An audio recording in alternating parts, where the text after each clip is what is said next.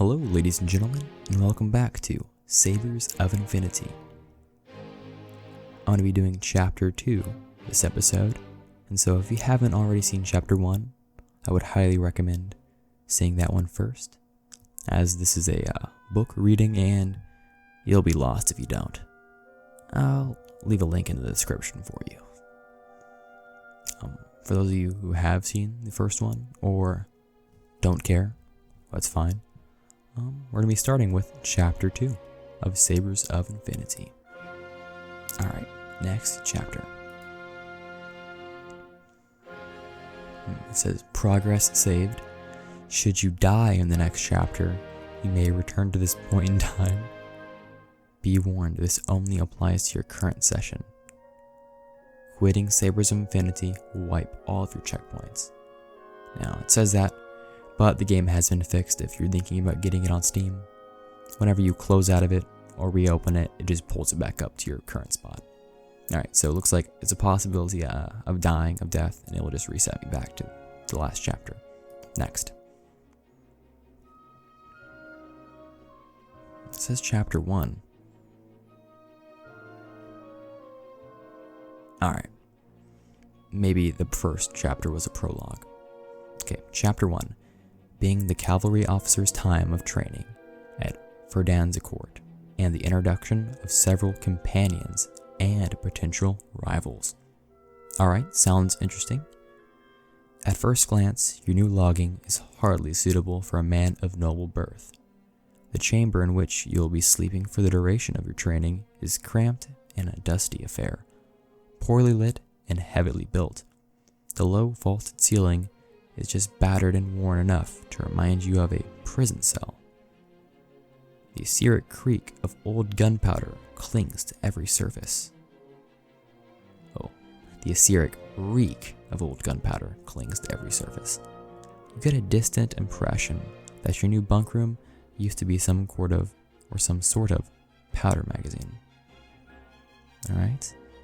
The room itself is sparsely furnished, possessing naught but 3 narrow cots arranged along the walls, with a table and chairs in the center.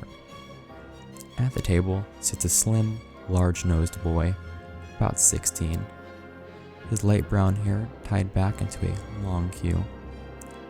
He wears a shirt of cream-colored milk with silver lion heads embroiled tastefully on the rolled up sleeves. The green jacket of the Royal Dragon's officer hangs carefully folded from the back of his chair.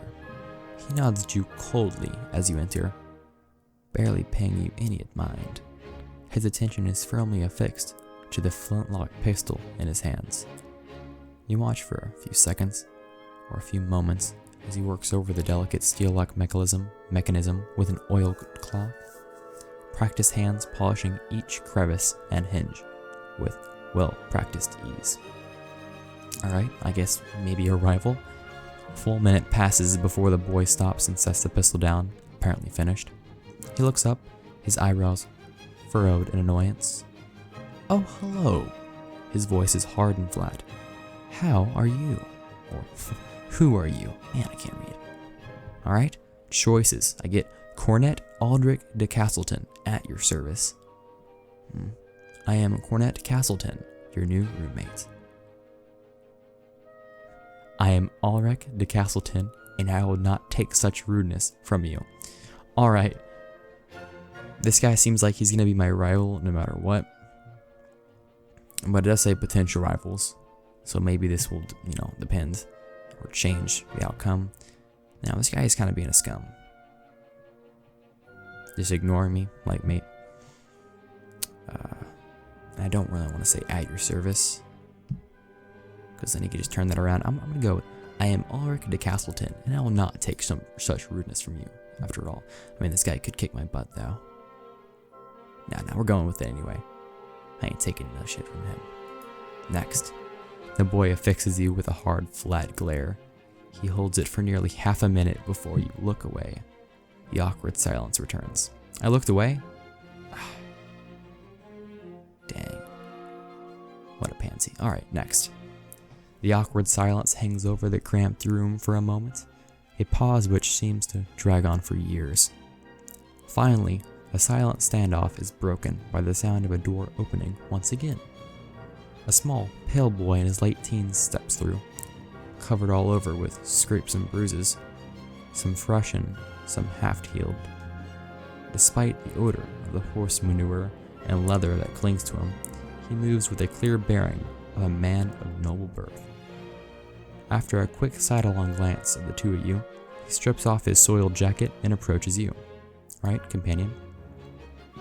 Ah, you must be the new cornet, I presume, he begins. His expression is haughty at first, but the sight of the boy at the table and your obvious dislike of him seems to improve his manner immensely.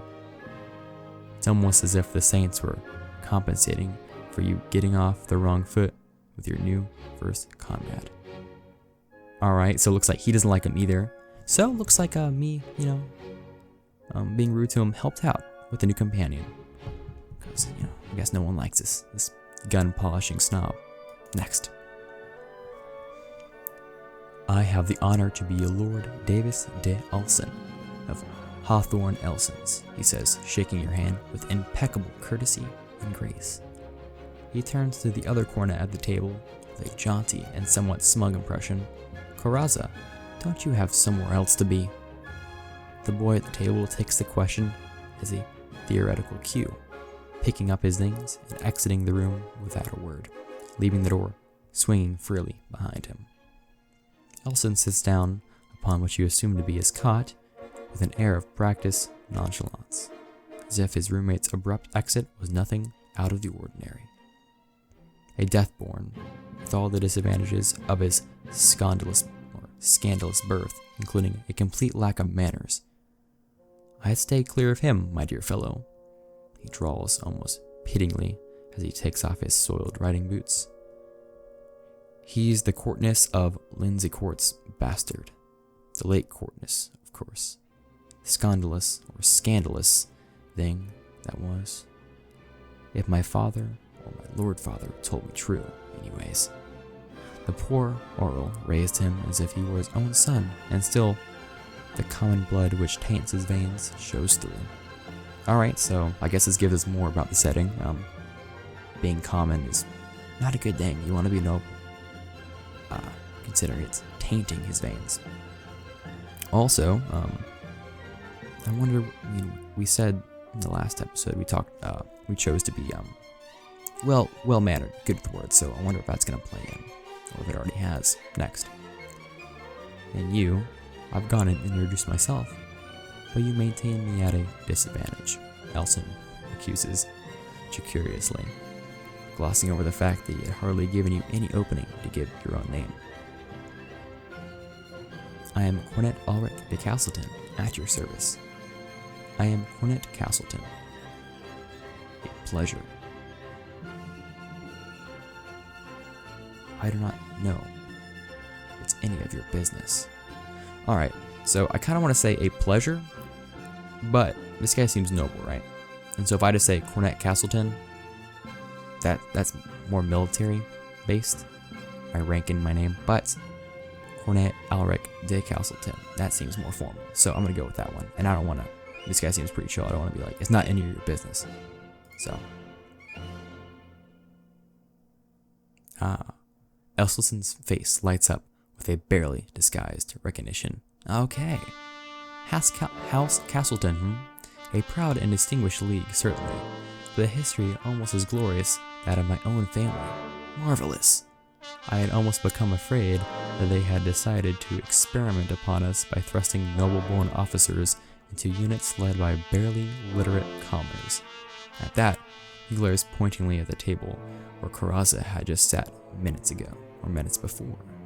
Let us resolve to be friends then, so that we can keep each other from falling into disreputable company. Alright, so looks like that was, once again, the right choice. Sounds good, we're on a roll here. Next, you and Elsel spend the next few hours engrossed in pleasant but idle conversation. You talk about politics, girls, a bit more about the theater. On occasion, your conversation brushes upon the subject of a dragon regiment or Elson's own personal history. the young lord pleasantly offers to answer any question that you have. What would you like to ask? Okay, I can ask him about the royal dragons, about Korazda, about himself, and I can excuse myself to get some sleep before tomorrow's training.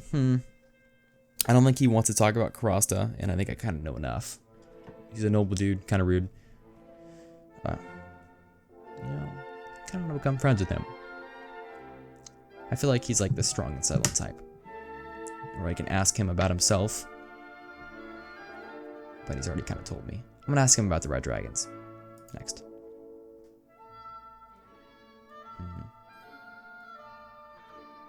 Okay, it says, Elson seems a bit unsure of himself, as if what he had just learned, or as if he had just learned what he's telling you somewhat recently.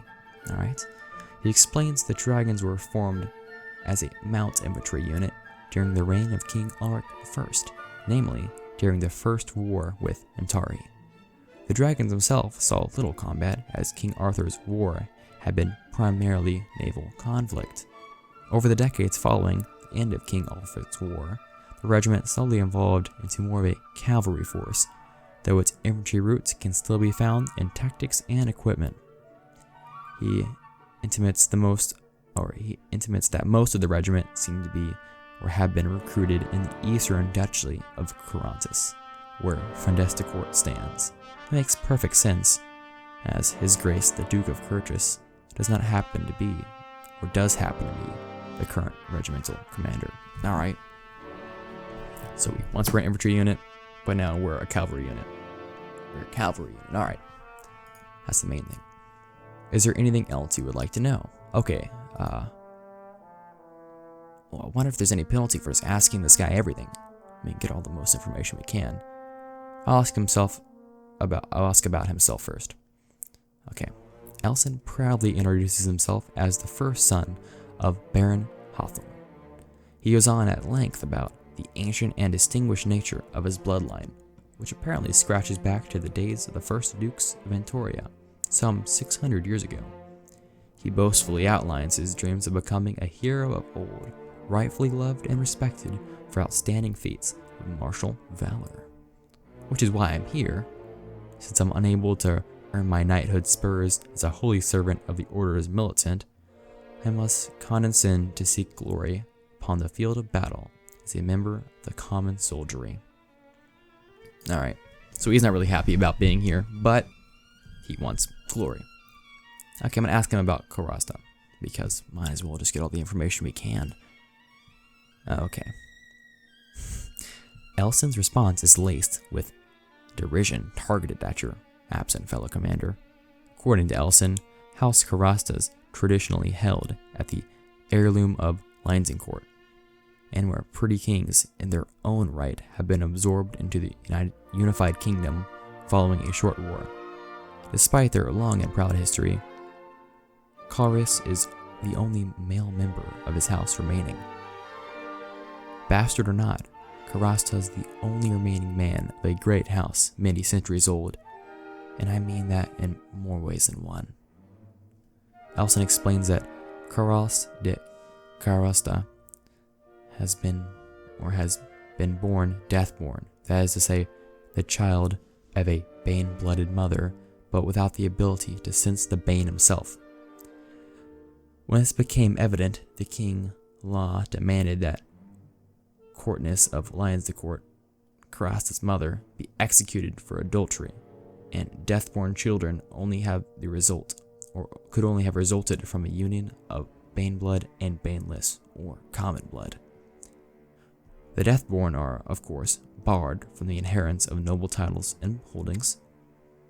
The great house of Korazda will die with him, says Elson, his voice dripping with obviously feigned pity, which serves as his sorry excuse to act like a boor and disrespect his betters. Man, okay, so this guy that I'm friends with seems like kind of a scum, but I'm assuming that's what everyone's going to be like, because, disrespect his betters. He's saying that we're better than him because we're noble, probably because we're 2016. It's kind of not okay to be that way anymore, but we get it. Korazda, he doesn't like, or he's unhappy because, he kind of got screwed over before he even had a chance to do anything for himself. Alright, next. Is there anything else you would like to do? Yeah, the last option, the only option is I would like to excuse myself and get some sleep before tomorrow's training. Which, yeah. You dress for bed and lay yourself down on a thin, lumpy mattress. The blankets are made of a uniformly gray and rough wool, but serve well enough.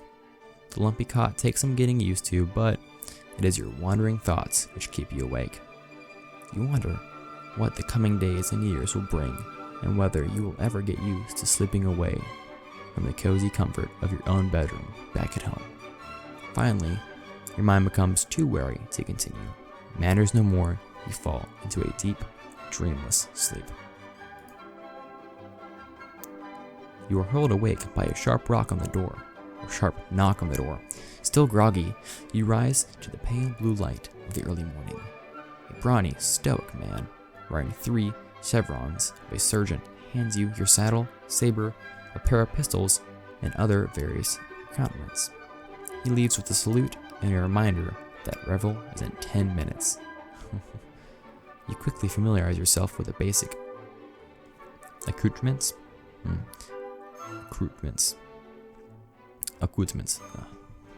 Forgive me. Alright. Of the dragon's uniform as you dress in the early morning light. White shirt and underpants, breeches, cravat, and the regimental tunic, a knee-length double-breasted affair colored in a dab green-gray, save for the bright panel of blood red in the front. Your trousers are in the same green-gray as your tunic, but the belts for your pistols and saber and your high-topped riding boots are made from a dark leather, tastefully accented with silvered fittings. Your leather cavalryman's helmet will be similarly subdued, if not for the 2 great plumes set on its crown, and the red and white of Duke Carreas, your regiment's commanding officer. Put together, the whole ensemble is still rather drab compared to the uniforms of more prestigious regiments, or even the burnt orange of the Terrarian regiments of foot. Regardless, your uniform fits rather well, though a few folds hang a little too loose to clutch or a little too tight. Thus prepared, head down to the parade grounds to report for your first day of training. Alright, next.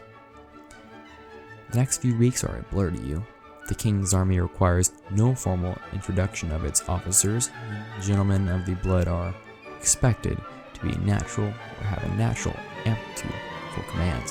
However, Duke Carreas, having made the decision not to entrust the fates of his men under his command to the vague advantages of noble birth, has seen fit to provide you and your fellow new cornets with a improvised training course.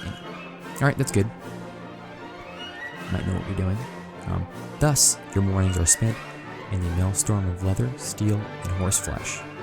Red-faced sergeants and stern grooms teach you the rudimentary skills required of a cavalryman in His Majesty's service.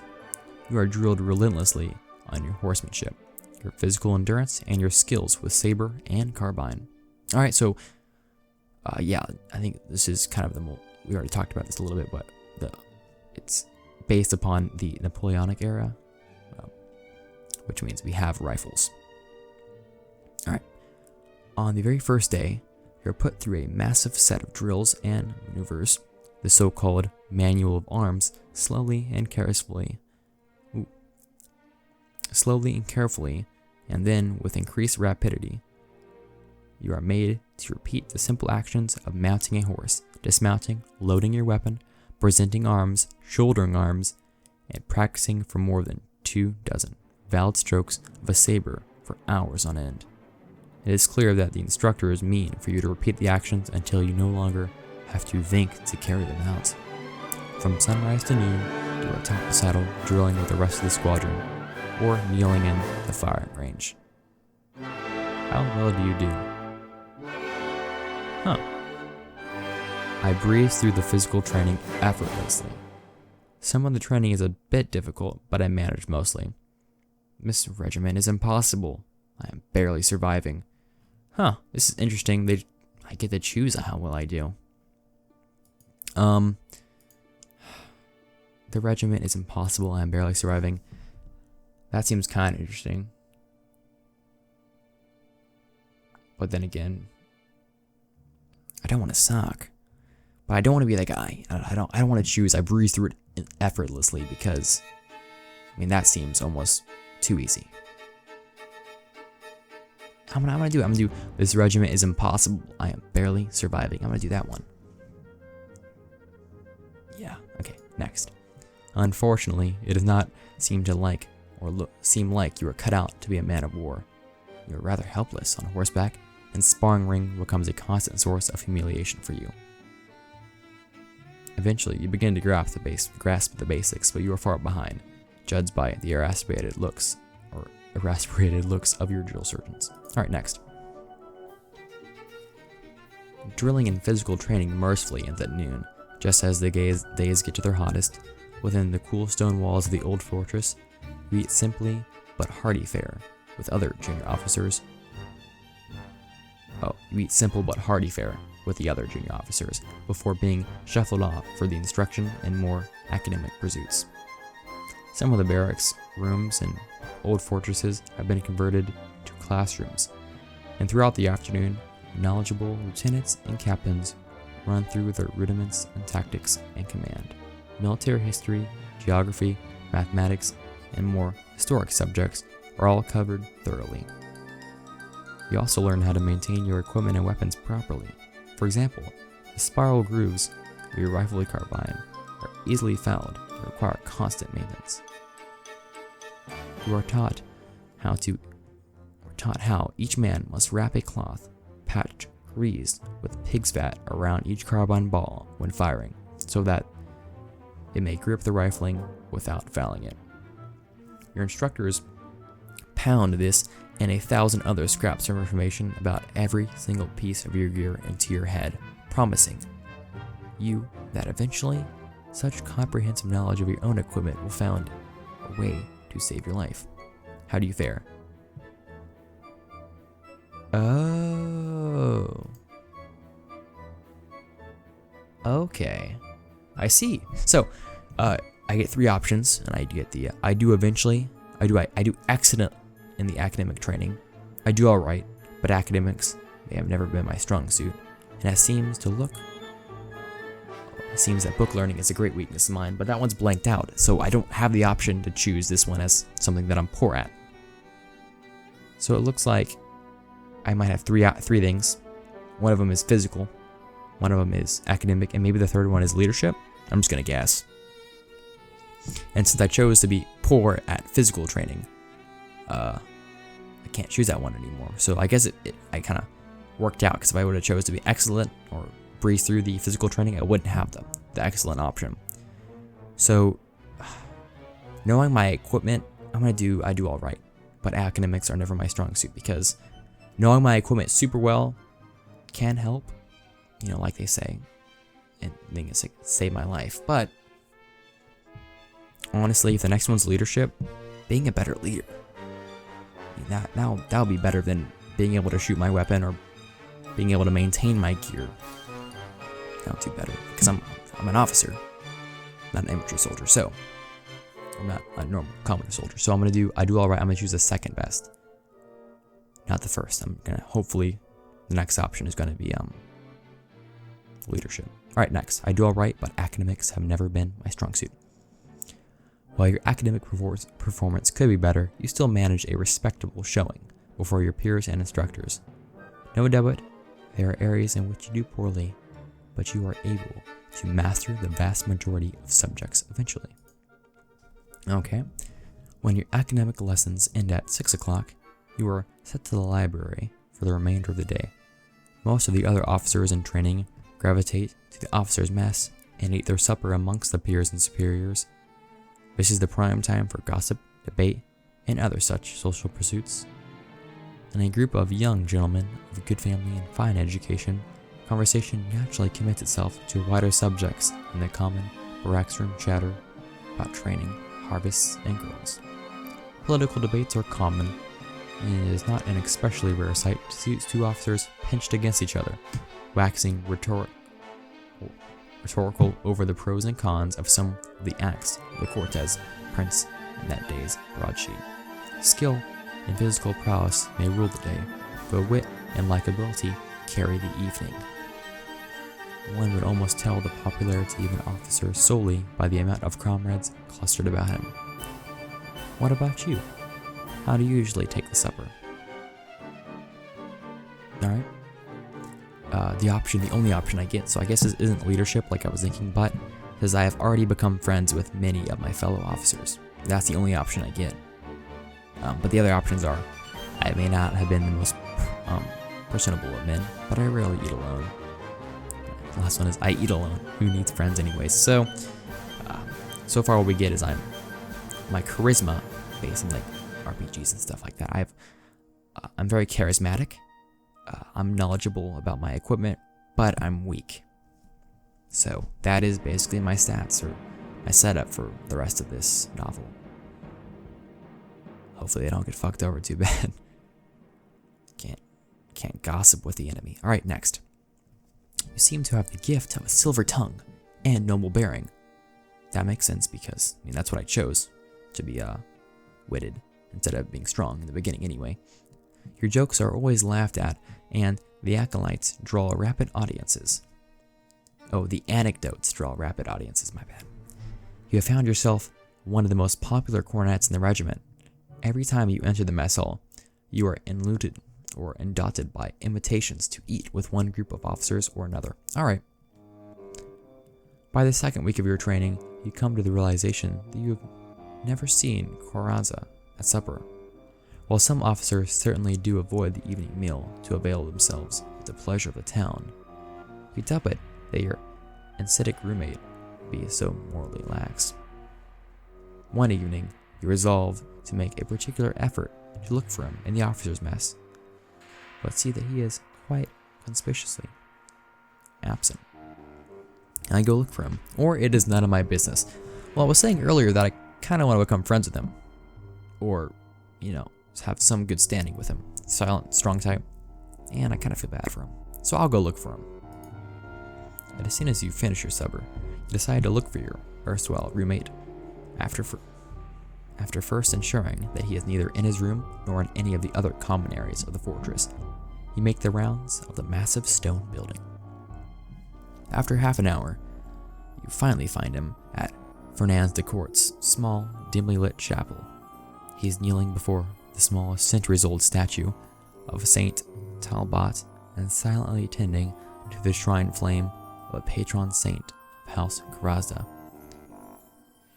His lips fluttering open and shut in a quick, repetitive manner. Unable to break the holy silence of the chapel or meet the gaze of hundreds of statues of other saints arrayed around the room, you quietly leave the small chamber of worship. Alright. Excuse me. Throughout your instructions, you often find yourself training alongside or against your roommates. Carranza has proven himself an excellent horseman and the first-class combiner, while Elson seems to always be surrounded by other noble sons. Their mutuality rivals remain strong, and the two will never speak to each other unless absolutely necessary. Alright, so it looks like my two roommates don't like each other. Regardless, after supper, you find yourself at liberty to further prospecting friendship with either. What do you do? Ooh. I can practice sparring and marksmanship with Carranza. I can socialize with Elson and his friends. I can try to reconcile Carranza and Elson. Or I don't need friends. I need to improve my skills. Oh man. So far, hardest decision in the game, considering the other ones were not that hard. Do I want to practice with Carranza at the expense of being friends with Elson? I want to socialize with Elson without practicing and getting my skills better, because honestly, practicing sparring and marksmanship might pay off considering I'm not that good at that to begin with. Try to, also if he's the best at that, that could help me. Or I can try to reconcile them. I don't know if that will help, I don't know. That will do any good at all besides making it worse between both of them. Or I don't need friends, I need to improve my skills. I think I'm gonna practice marksmanship with Carranza.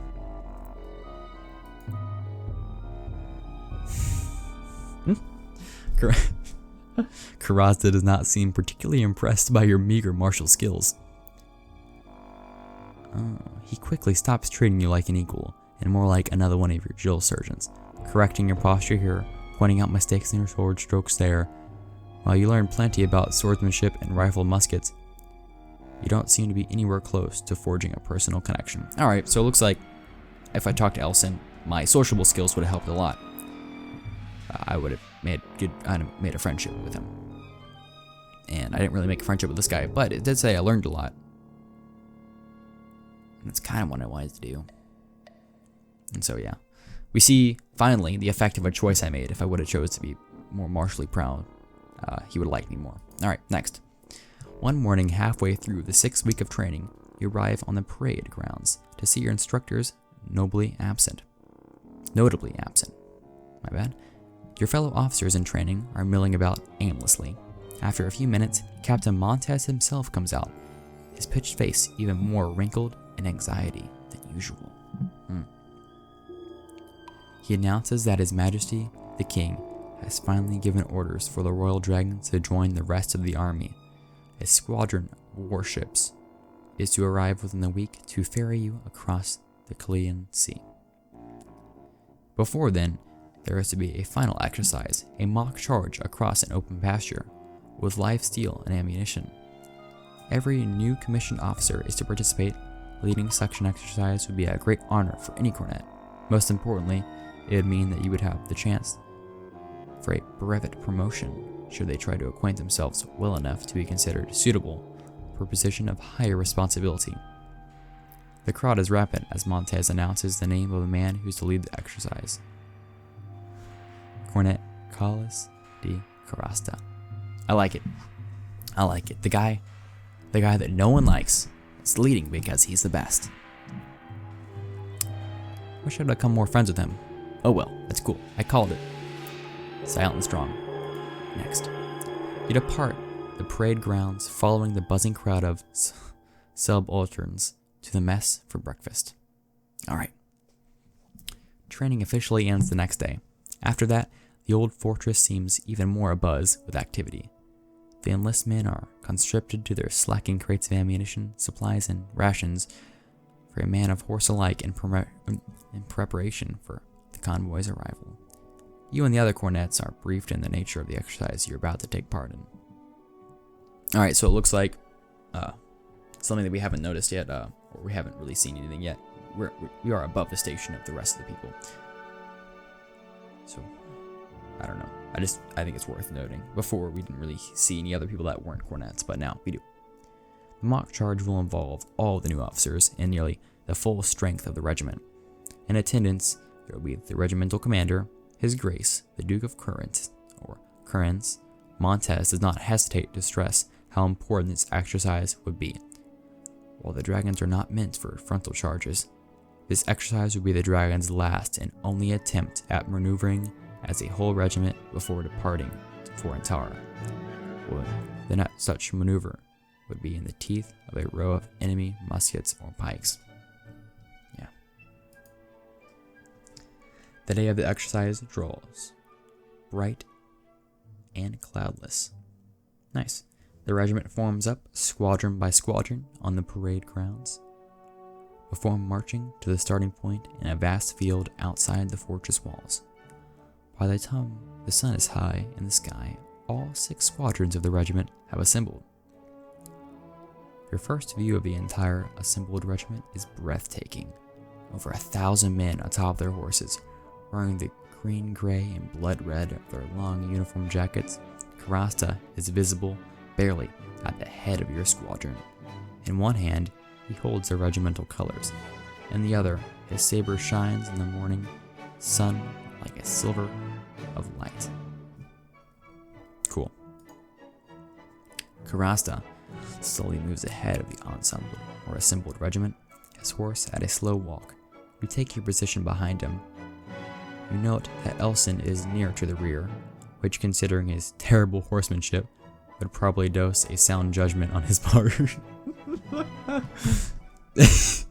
Okay, so me and Elson are pretty similar. We both suck at being on horses. but we're both sociable. Okay, we're like the same there. And me and Karanza are kind of the opposite, which, you know, I guess it kind of makes sense. We're noble and he's not. Alright.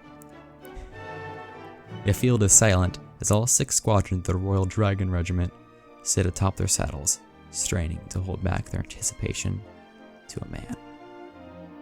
From each assembled troop, Sergeant walks his horse forward. Each senior enlisted man wheels his force around, staring men and officers in the face. Next. Who are we? The NCO bellow in unison. The first to fight, comes an automatic reply, made a solid mass of sound by 1,000 voices, and the response drilled into every dragon since their first day. Who are we? The last to leave, shouted responses, comes even louder. Who are we? The first to horse. Who are we? The last to bed. Who are we? You can feel the air of course with anticipation as men and officers tremble in enthusiasm. Royal Dragons! Who are we? Royal Dragons! Who are we? The sergeants scream, their voices hoarse with exertion. Dragons, dragons, the Keen's dragons! The reply is deafening, and you hear your own voice being added to the chant despite yourself. Dragons, draw swords! The regiment draw their sabers as a single body. You snap your head to face front, just in time to see Karazda give the signal to charge with the traditional battle cry of the Royal Army. Tura and victory! Advance! Alright. The regiment flows into motion as trumpet blasts and kettle drums pound in your ears. Soon, the academy is joined in a thunderous beats of 5,000 hooves on the grassy turf. As the regiment eases into a trot, the chatter is finally a full run. The ground seems to shake under you as your horse pounds down the field in the company of 1,000 others. Wild hoops and shouts fill the air as the entire regiment picks up speed. In the corner of your eye, you can see the fluttered red dragons. A red dragon on white of the Duke of Carnaris observing from a specially built stance on the side. You spur your horse onwards, so you lean forward on the saddle, the reins clutched tightly in your hands. With the exhilarated feel of the wind rushing through your hair, it's hard to remember to turn to check your flanks as you rapidly approach the line of straw dummies serving as your enemy. As you do, you notice Elson almost beside you, his horse straining to push his rider yet farther forward. Did he speed up to try to reach the forefront of the charge? Maybe, I don't know. From the corner of your eye, you see the flash of motion. Elson trembles from his seat, wrenched free from the saddle by the wild momentum of his mount. A fraction of a second is all it takes.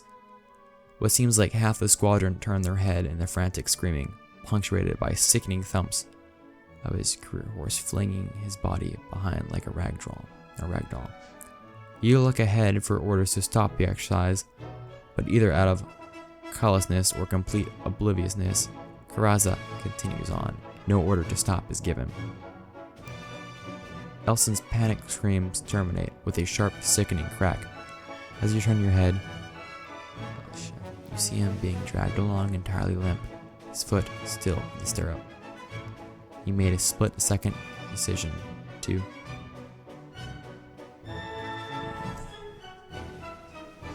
continue on. I cannot impede the exercise. Elson will have to fend for himself. Well, fuck, I don't want to kill him. Right on. Must try to get Kurasta to stop the exercise. Ooh, I don't know, because Kurasta didn't. I'm not friends with him. He might not want to stop it. I could stop the exercise myself. It's the only way. I'm not in charge, though. I don't know if anybody will listen or if I want to fuck up, you know.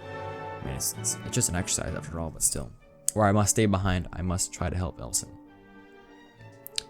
So what's better, stopping the exercise or helping Elson?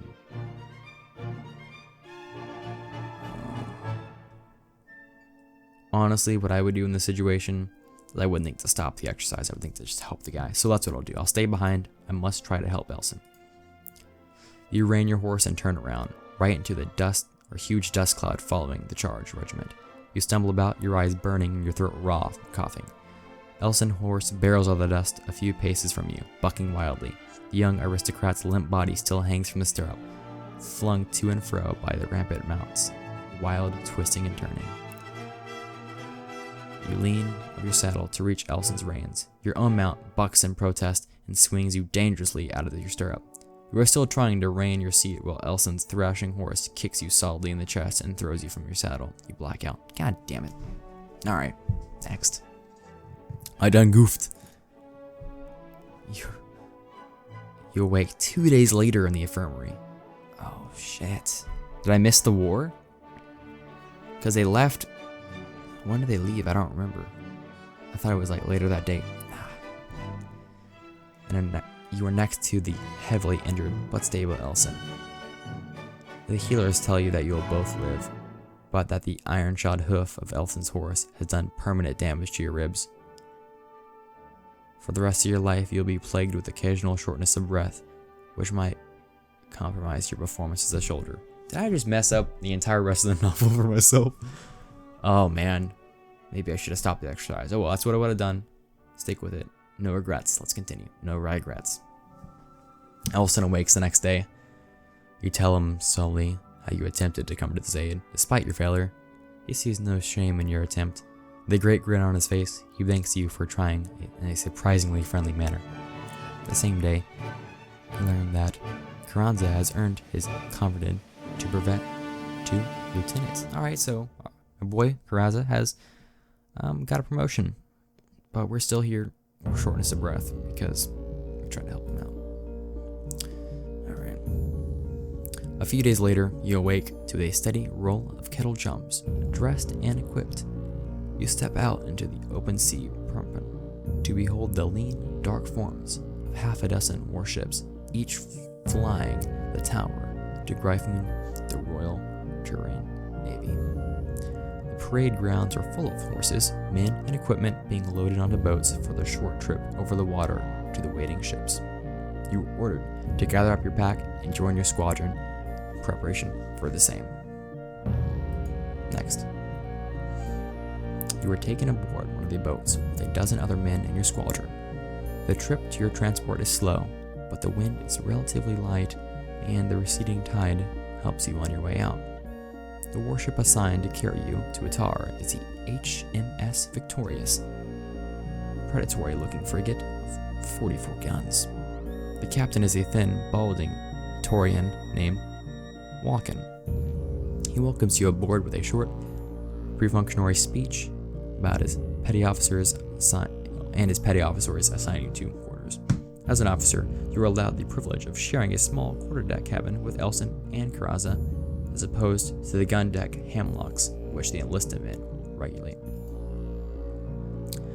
The ship's bells ring just as the three of you arrive in your new temporary quarters. The deck above your heads reverberates with the rhythm of bare feet on wood. You hear the captain's muffled voice giving orders to cast off. You come back to the deck just in time to see the victorious sails afleur. All along the coast, the ships of your convoy cast off in the attempt to make to the open sea before the tide turns against you. You watch from the quarterdeck as the Victorious takes its position at the rear of the column, and she takes you away from the receding coast, Jiraiya, off to war. Alright, that is chapter 2. And there was a lot more action that time than the previous chapter. We done goofed. Yeah, we jacked up our ribs, so now we have shortness of breath. A couple more things did happen. We don't have a particularly good relationship with any of them. Maybe with Ellen. Maybe it's a moderate relationship with both. I don't know. I didn't succeed in becoming really good friends with either one, which kind of sucks. Also, we ourselves are not ranked up. We're still just officers. We do room with a lieutenant, which is pretty cool. We're not that good at horseback riding or actual fighting. We can work with our equipment decent, and we're really good at gossip, which I was kind of hoping it was going to be good at leading our men, I mean, we are likable, which will help with respect and stuff, but, you know, it is what it is. So, yeah, that is chapter 2. If you liked what you saw, subscribe. It's the easiest way to hear more. Yeah, links for the first episode will be in the description, as well as the music in the background.